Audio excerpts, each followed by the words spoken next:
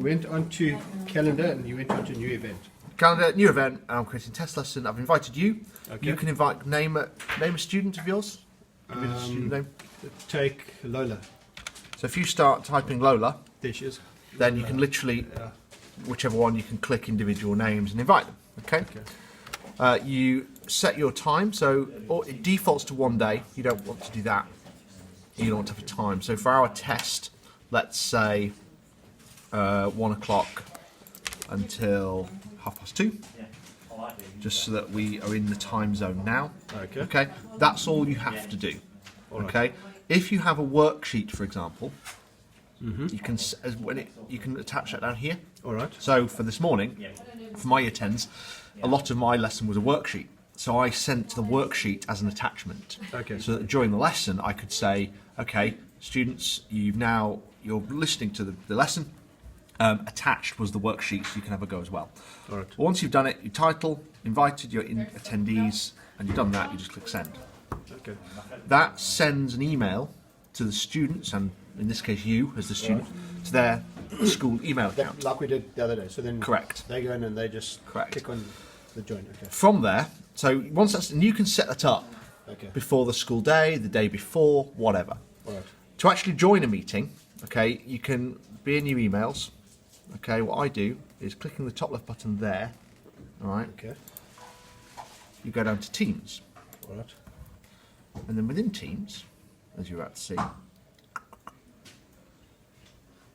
you want to use the web app, I think it's easier, Okay. okay, and then within there, you want to go to the calendar, Yeah.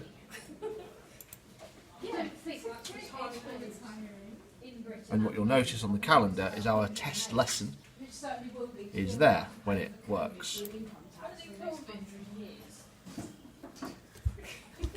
So this is a good idea then to have your comfort lesson in the beginning if you're using Teams. 'Cause then Potentially, you yes. Can get yourself. So you see, there was the one that I did this morning. Here's our test now. Okay.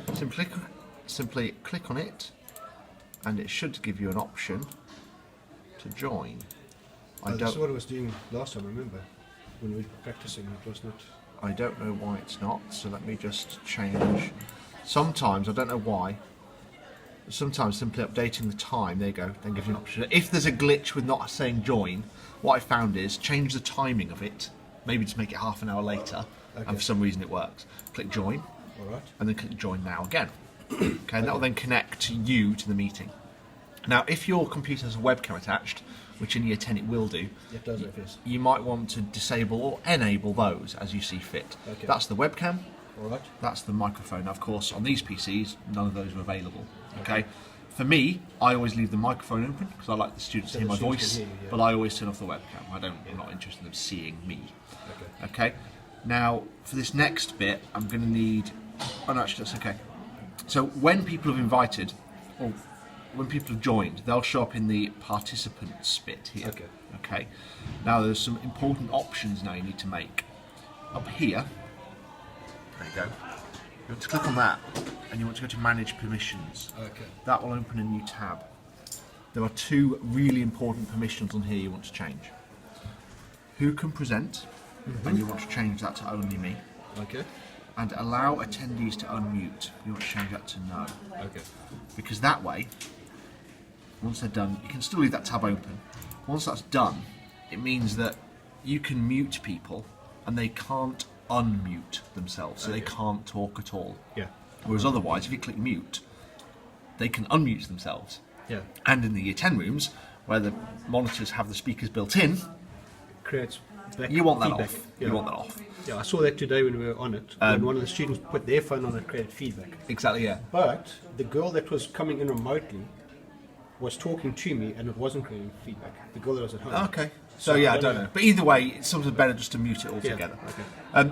To show, are you familiar with how to show a lesson, like show a PowerPoint? Okay, no. So. So just, you open up your PowerPoint. So Okay, yeah. let's say, for example, here's my year 7 lesson from today. Right.